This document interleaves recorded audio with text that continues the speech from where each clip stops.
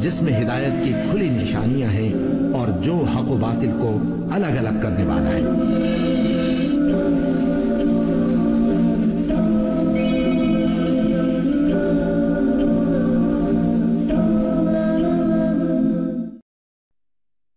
الحمدللہ کفا و سلام علی عبادہ الذین اصطفیٰ، اما بعد۔ محترم ناظرین، پروگرام فضائل رمضان کی اس نشست میں آپ حضرات کا استقبال ہے۔ السلام علیکم ورحمۃ اللہ وبرکاتہ۔ آج کی نشست کا موضوع ہے ماہ رمضان میں توبہ۔ اعوذ باللہ من الشیطان الرجیم، بسم اللہ الرحمن الرحیم۔ ومن لم یتب فاولئک هم الظالمون، رب اشرح لی صدری ویسر لی امری واحلل عقدۃ من لسانی یفقہوا قولی، رب زدنی علما سبحانک لا علم لنا الا ما علمتنا انک انت العلیم الحکیم۔ تمام قسم کی تعریفات اللہ وحدہ لا شریک، خالق کائنات، مالک ارض و سما اور مدبر انس و جان کے لیے ہیں۔ اس کے بعد بے شمار درود و سلام نازل ہو جناب محمد رسول اللہ صلی اللہ علیہ وسلم پر کہ اللہ رب العالمین نے انہیں رحمت للعالمین بنا کر بھیجا۔ اللہم صلی علی محمد وعلی آل محمد کما صلیت علی ابراہیم وعلی آل ابراہیم انک حمید مجید۔ اللہم بارک علی محمد وعلی آل محمد کما بارکت علی ابراہیم وعلی آل ابراہیم انک حمید مجید۔ ناظرین اکرام، رمضان کا مہینہ جو ہمیں ملا ہے، یہ مہینہ تو گناہوں سے توبہ کا مہینہ ہے۔ ہم اپنے گناہوں کا اعتراف کریں اور اللہ کے دربار میں توبہ استغفار کریں۔ بھلا یہ بتائیے کہ یہ مہینہ جو ہے نیکیوں کا مہینہ تھا، جب ہم نیکی کے موسم میں اپنے گناہوں سے توبہ استغفار نہیں کریں گے تو کب کرنے والے ہیں؟ غور کیجئے، یہ وہی مہینہ ہے کہ اللہ تعالیٰ نے شرکش جناتوں اور شیطانوں کو جکڑ دیا ہے۔ اگر اس موقع پر ہم توبہ استغفار نہیں کریں گے، اپنے گناہوں کا اعتراف نہیں کریں گے تو کب کریں گے؟ یہ وہ مہینہ ہے کہ اللہ تعالیٰ نے جہنم کے تمام دروازوں کو بند کر دیا ہے۔ اگر ابھی توبہ استغفار نہیں کریں گے تو کب کریں گے؟ اللہ تعالیٰ نے جنت کے دروازے کھول دیے ہیں۔ کیوں؟ اس لیے کہ ہم توبہ استغفار کر کے جنت میں داخل ہو جائیں۔ اللہ تعالیٰ ہر رات لوگوں کو جہنم سے آزاد کرتا ہے۔ کیا ہمارے لیے موقع نہیں آیا، موسم نہیں آیا کہ ہم توبہ استغفار کر کے اپنے آپ کو جنتی بنا لیں اور جہنم سے آزاد کرا لیں؟ آپ غور کیجئے، معمولی انسان اگر کسی کو ہم سے کچھ ٹھوکر لگ جائے تو ہم فوراً بولتے ہیں معاف کیجئے گا بھائی صاحب، سوری، غلطی ہو گئی۔ لیکن کتنے گناہ کر رہے ہیں، کبھی بھی اللہ سے نہیں کہا کہ اللہ مجھ سے غلطی ہوگی تو معاف کر دے۔ آخر کیوں ایسا؟ جس نے ہم کو پیدا کیا، آج ہم اسی کے سامنے اپنے گناہوں کا اعتراف نہیں کر رہے ہیں۔ جی ہاں، کیوں نہیں کر رہے ہیں؟ کیونکہ ہم چند جھمیلے میں لگے ہوئے ہیں۔ توبہ سے رکاوٹ میں جو چیزیں ہیں، وہ چند چیزیں میں ذکر کرنا مناسب سمجھوں گا۔ وہ کیا ہے؟ وہ چیزیں کیا ہیں؟ دنیا کا جھمیلہ ہے۔ ہم اور آپ نے کیا سوچ رکھا ہے کہ یہ دنیا ہمارے لیے سب کچھ ہے، یہ دنیا کی دولت ہمارے لیے سب کچھ ہے۔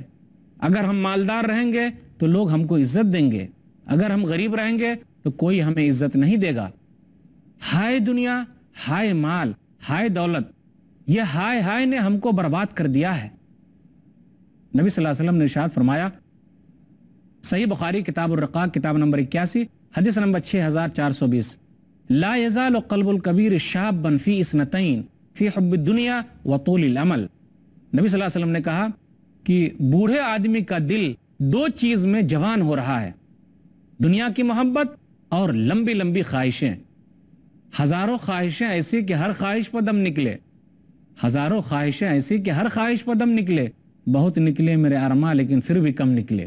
ہم اور آپ نے کیا سوچ لیا ہے کہ جب بوڑھے ہوں گے تو گناہوں سے توبہ استغفار کر لیں گے، ایک حج کر کے چلے آئیں گے، داڑھی وغیرہ رکھ لیں گے، نمازی بن جائیں گے، کسی مسجد کے متولی ہو جائیں گے، بس اللہ اللہ خیر صلی اللہ۔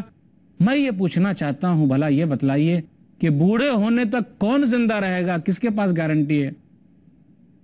یا بوڑھے ہونے کے بعد اللہ تعالی ہمیں نیک عمل کی بھی توفیق دے دے گا؟ کس کے پاس سند ہے؟ اس لیے کر جوانی میں عبادت کاہلی اچھی نہیں، کر جوانی میں عبادت کاہلی اچھی نہیں، جب بڑھاپا آ گیا کچھ بات بن پڑتی نہیں، بوڑھے ہونے کے بعد کچھ نہیں ہوتا۔ جوانی کی عبادت اللہ کو بہت محبوب ہے، لیکن ہم اپنی جوانی کو دیوانی میں برباد کر رہے ہیں، اس لیے توبہ استغفار نہیں کرتے۔ رمضان کا مہینہ آیا ہے، توبہ استغفار کا مہینہ ہے، ابتدا کیجئے، بسم اللہ کیجئے، اللہ تعالیٰ توفیق دے گا۔ ہم اور آپ یہ سوچتے ہیں کہ عمریں ہماری زیادہ ہے. ارے کتنے سال زندہ رہیں گے؟ 60 یا 70 یہ ہماری آخری حد ہو سکتی ہے. اس کے اوپر جانے والے بہت کم لوگ ہوں گے. نبی صلی اللہ علیہ وسلم نے کہا، سنن ترمذی کتاب الدعوات کتاب نمبر 45 حدیث نمبر 3550، اعمار امتی ما بین 60 الی 70 واقلهم من يجوز ذلك واقلهم من يجوز ذلك.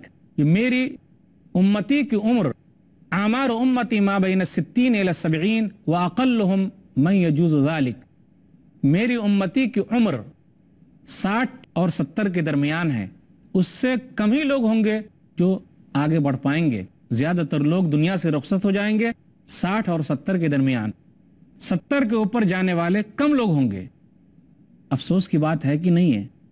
وہ دنیا جہاں ہم اور آپ کو جانا ہے، وہ منزل جہاں ہماری آخری منزل ہے. ہم تو مسافر ہیں، بس چند دن کے لیے یہاں آئے ہیں اور چلے جائیں گے.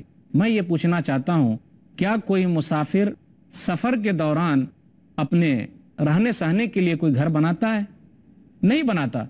وہ رواں دواں ہو جاتا ہے، کہیں آرام کر لیتا ہے.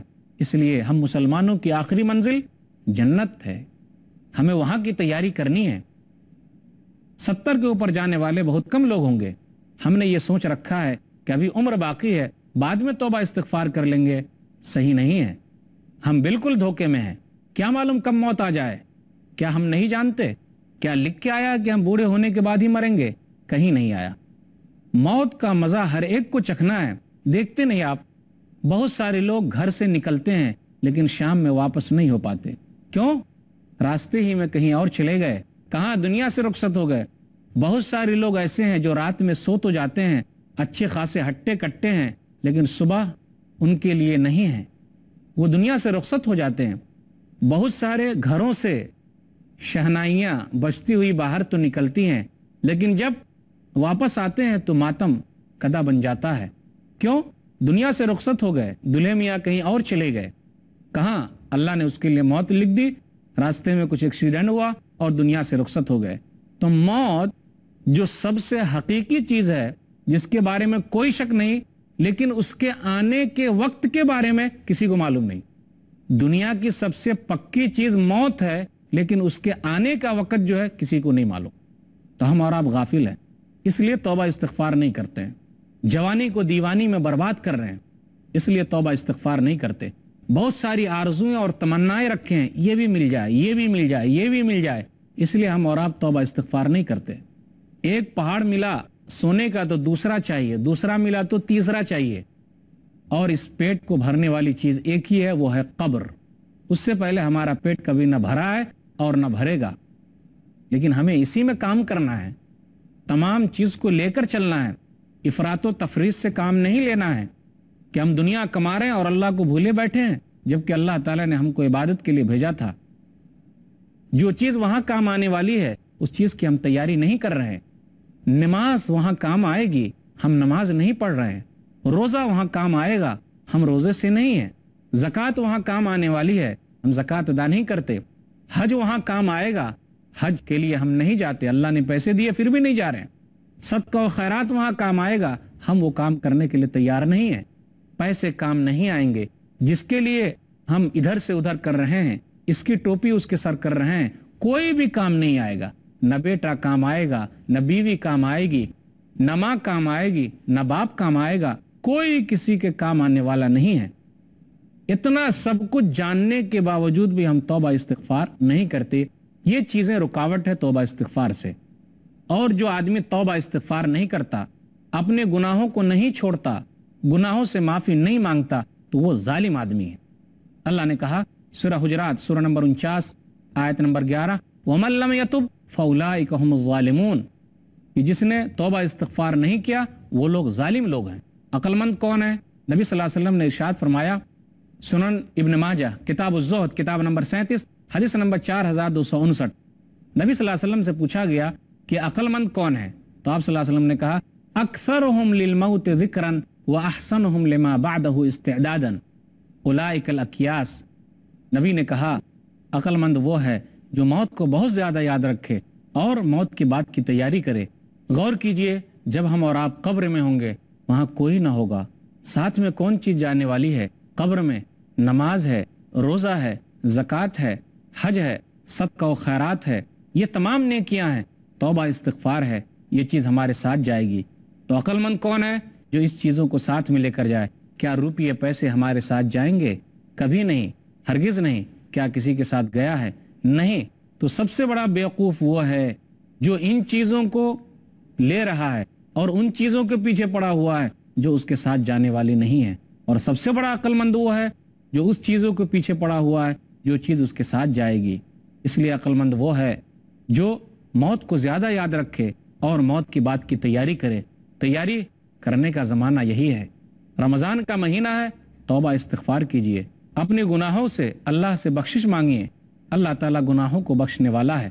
بد نصیب ہے وہ جو رمضان کا مہینہ پاتا ہے اور اپنے آپ کو نہیں بخشوا لیتا۔ محترم ناظرین، عنوان ماہ رمضان میں توبہ، اس پر گفتگو جاری رہے گی، انشاءاللہ پھر ملیں گے چھوٹے سے وقفے کے بعد۔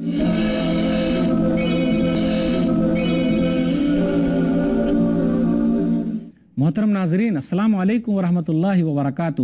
دوبارہ آپ کا استقبال ہے پروگرام فضائل رمضان میں۔ عنوان ہے ماہ رمضان میں توبہ۔ اللہ نے کہا سورہ حجرات سورہ نمبر 49 آیت نمبر 11، وَمَن لَّمْ يَتُبْ فَأُولَٰئِكَ هُمُ الظَّالِمُونَ، کہ جس نے توبہ استغفار نہیں کیا وہ لوگ ظالم لوگ ہیں۔ عقل مند کون ہے؟ نبی صلی اللہ علیہ وسلم نے ارشاد فرمایا، سنن ابن ماجہ کتاب الزہد کتاب نمبر 37 حدیث نمبر 4259، نبی صلی اللہ علیہ وسلم سے پوچھا گیا کہ عقل مند کون ہے؟ تو آپ صلی اللہ علیہ وسلم نے کہا اکثرهم للموت ذکرا واحسنهم لما بعده استعدادا اولئک الاکیاس۔ نبی نے کہا عقل مند وہ ہے جو موت کو بہت زیادہ یاد رکھے اور موت کی بات کی تیاری کرے۔ غور کیجئے، جب ہم اور آپ قبر میں ہوں گے وہاں کوئی نہ ہوگا، ساتھ میں کون چیز جانے والی ہے؟ قبر میں نماز ہے، روزہ ہے، زکوٰۃ ہے، حج ہے، صدقہ و خیرات ہے، یہ تمام نیکیاں ہیں، توبہ استغفار ہے، یہ چیز ہمارے ساتھ جائے گی۔ تو عقل مند کون ہے جو اس چیزوں کو ساتھ میں لے کر جائے؟ کیا روپیے پیسے ہمارے ساتھ جائیں گے؟ کبھی نہیں، ہرگز نہیں۔ کیا کسی کے ساتھ گیا ہے؟ نہیں۔ تو سب سے بڑا بیوقوف وہ ہے جو ان چیزوں کو لے رہا ہے اور ان چیزوں کے پیچھے پڑا ہوا ہے جو اس کے ساتھ جانے والی نہیں ہے، اور سب سے بڑا عقل مند وہ ہے جو اس چیزوں کے پیچھے پڑا ہوا ہے جو چیز اس کے ساتھ جائے گی۔ اس لیے عقل مند وہ ہے جو موت کو زیادہ یاد رکھے اور موت کی بات کی تیاری کرے۔ تیاری کرنے کا زمانہ یہی ہے، رمضان کا مہینہ ہے، توبہ استغفار کیجئے، اپنے گناہوں سے اللہ سے بخشش مانگیے، اللہ تعالیٰ گناہوں کو بخشنے والا ہے۔ بد نصیب ہے وہ جو رمضان کا مہینہ پاتا ہے اور اپنے آپ کو نہیں بخشوا لیتا۔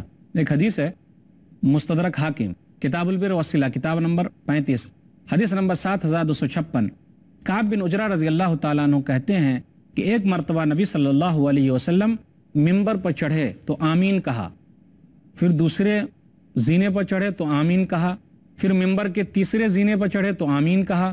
تو ہم لوگوں نے پوچھا اللہ کے رسول، آج وہ چیزیں سننے کو ملی ہے جو کبھی سننے کو نہیں آئی، آپ نے ایسا کیوں کیا؟ تو رسول اللہ صلی اللہ علیہ وسلم نے ارشاد فرمایا، جبریل امین میرے پاس آئے اور کہا بعدن لمن ادرک رمضان فلم یغفر لہ، ہلاکت و بربادی ہے اس کے لیے جو رمضان کا مہینہ پایا اور اپنے آپ کو نہیں بخشوا سکا، اس سے بڑا بد نصیب کوئی نہیں ہے۔ تو نبی صلی اللہ علیہ وسلم کہتے ہیں میں نے کہا آمین، کہ اے اللہ تو اس بد دعا کو اس آدمی کے حق میں قبول کر لے۔ توبہ استغفار کا مہینہ ہم کو ملا لیکن ہم نے اپنے لیے کچھ نہیں کیا، تو ہم سے بڑا بد نصیب کون ہو سکتا ہے؟ کوئی بھی نہیں ہو سکتا۔ توبہ استغفار کی بڑی فضیلت ہے۔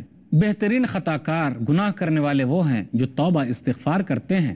اللہ تعالیٰ نے نیک لوگوں کی تعریف کی ہے، سورہ ال عمران سورہ نمبر 3 آیت نمبر 135، والذین اذا فعلوا فاحشۃ او ظلموا انفسهم ذکروا اللہ فاستغفروا لذنوبهم ومن یغفر الذنوب الا اللہ ولم یصروا علی ما فعلوا وهم یعلمون۔ کہ نیک لوگ وہ ہیں کہ جب ان سے کچھ غلطی ہو جاتی ہے تو فوراً توبہ استغفار کرتے ہیں، وہ اپنے گناہوں پر اصرار نہیں کرتے اور وہ یہ سمجھتے ہیں کہ گناہوں کو بخشنے والا اللہ تعالیٰ ہے۔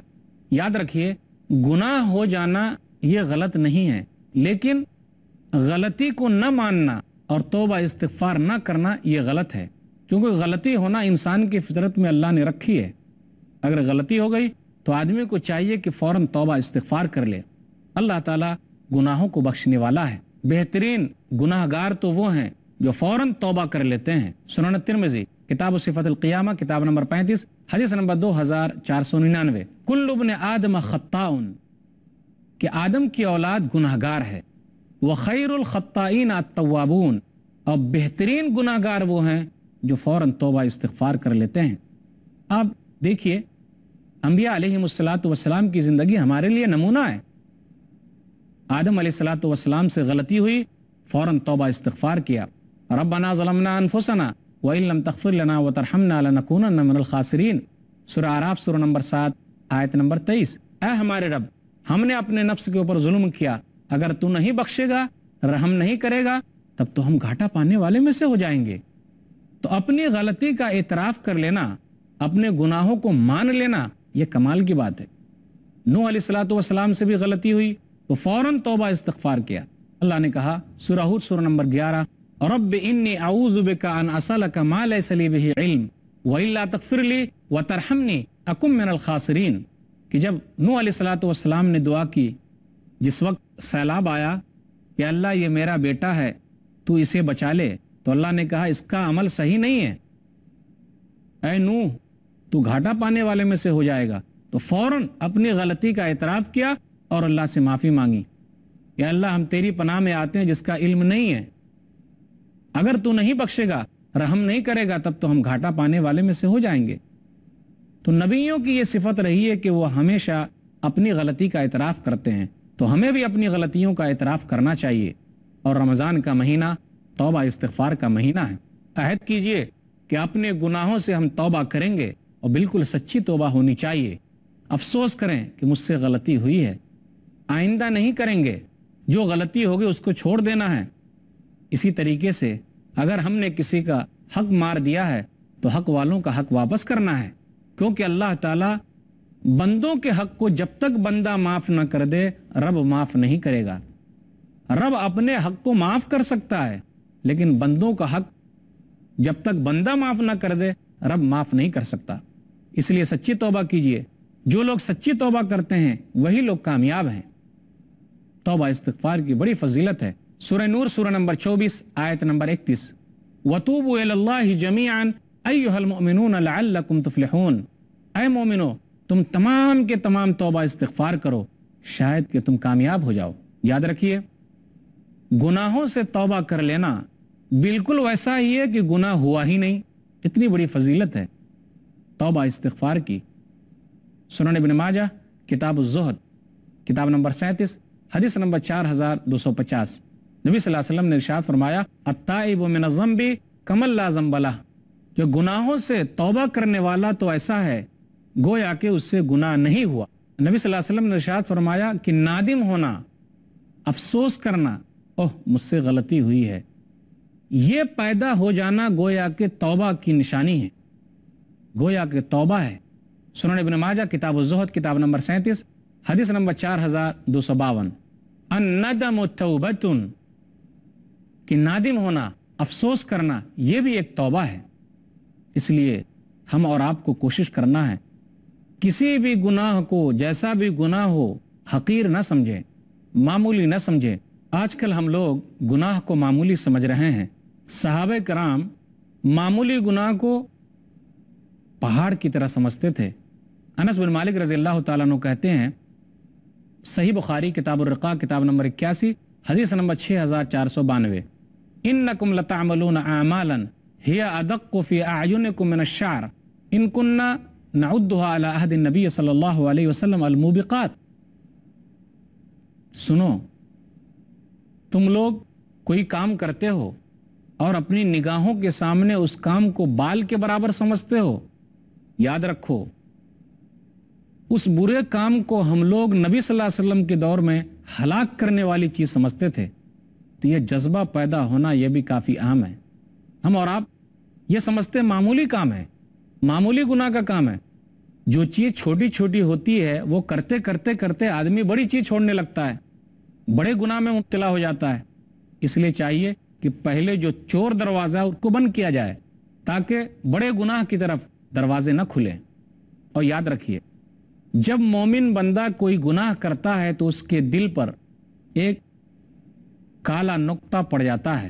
نبی صلی اللہ علیہ وسلم نے ارشاد فرمایا سنن ابن ماجہ کتاب الزہد کتاب نمبر 37 حدیث نمبر 4244 ان المؤمن اذا اذنب ذنبا كانت نقطة سوداء في قلبه فإن تاب ونزع واستغفر ثقل قلبه فإن زاد زادت فذلك الرعن الذي ذكره الله في كتابه. نبی صلی اللہ علیہ وسلم نے کہا ان المؤمن اذا اذنب ذنبا كانت نقطة سوداء في قلبه کہ مومن بندہ جب کوئی گناہ کرتا ہے تو اس گناہ کے بدلے اس کے دل پر سیاہ نقطہ پڑ جاتا ہے, کالا نقطہ پڑ جاتا ہے. غور کیجئے.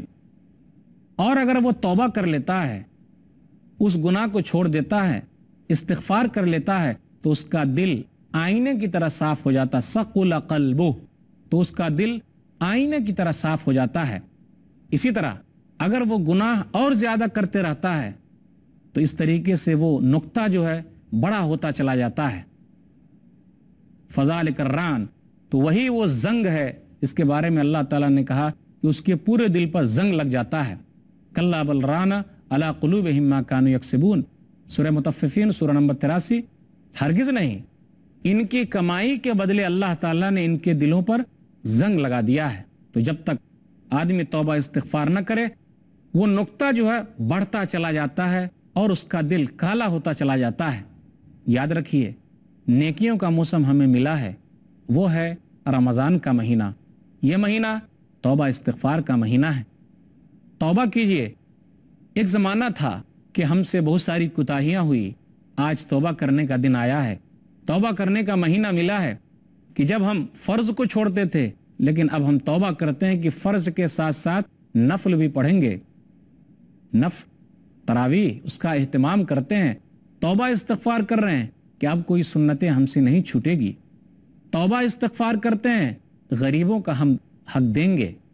توبہ استغفار کرتے ہیں, اللہ سے معافی مانگتے ہیں کہ ہم سے بہت ساری کوتاہیاں ہوئی, ہم نے فرض جمع نہیں کیے, سنتیں ہم نے نہیں پڑھی, نوافلوں کا ہم نے اہتمام نہیں کیا, لیکن اب رمضان کا مہینہ ہم کو ملا ہے, اسی وقت سے ہم اپنی نئی زندگی کی شروعات کرتے ہیں. یاد رکھیے رمضان کا مہینہ جو ملا ہے وہ مہینہ کافی اہم ہے. کیوں؟ شرکش شیطانوں کو تو بند کر دیا گیا, تو جب شرکش شیطان بند ہو گئے تب ہم توبہ نہیں کر رہے ہیں, تو کیا جب کھل جائیں گے تب توبہ کریں گے؟ اسی طرح جب جہنم کے دروازے بند ہو گئے اور جنت کے دروازے کھل گئے اس وقت ہم توبہ نہیں کرتے ہیں, تو کیا جب جہنم کے دروازے کھل جائیں گے تب توبہ کریں گے؟ ایسا نہیں ہو سکتا نا. اسی طرح نیکیوں کا زمانہ ہے, سب لوگ نیکیاں کر رہے ہیں, تو ہمارے اندر بھی شوق پیدا ہونا چاہیے کہ ہم نیکیاں کریں. جب لوگ نیکی کرنے میں کمی کرنے لگیں گے تو کیا اس وقت ہم توبہ استغفار کریں گے؟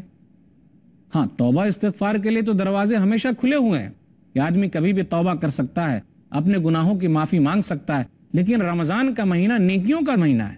اللہ تعالیٰ نے شیطانوں کو اس لیے جکڑا ہے, اللہ تعالیٰ نے جہنم کے دروازے اسی لیے بند کیے ہیں, اللہ تعالیٰ نے جنت کے دروازے اسی لیے کھولے ہیں, اور اللہ تعالیٰ اسی لیے ہر دن لوگوں کو جہنم سے آزاد کرتا ہے تاکہ تمام لوگوں کے دلوں میں نیکی کا جذبہ پیدا ہو جائے اور وہ لوگ توبہ استغفار کر لیں.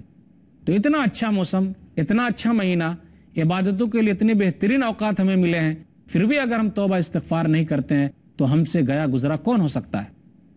یاد رکھیے رمضان کا مہینہ نیکیوں کا مہینہ ہے, نیکیاں جمع کرنے کا مہینہ ہے. توبہ استغفار کر لیجئے, سچی توبہ کیجئے تاکہ وہاں کے لیے فائدہ ہو جائے. اگر ہم اور آپ سچی توبہ کرتے ہیں تو یہاں بھی کامیاب وہاں بھی کامیاب. اللہ تعالیٰ سے دعا کریں اور اللہ تعالیٰ سے توفیق مانگیں. اللہ تعالیٰ سے دعا ہے کہ اللہ تعالیٰ ہم لوگوں کو سچی توبہ کرنے کی توفیق دے. آمین. وآخر دعوانا الحمدللہ رب العالمین وصلی اللہ علی نبینا محمد وآلہ وصحبہ اجمعین. والسلام علیکم ورحمۃ اللہ وبرکاتہ.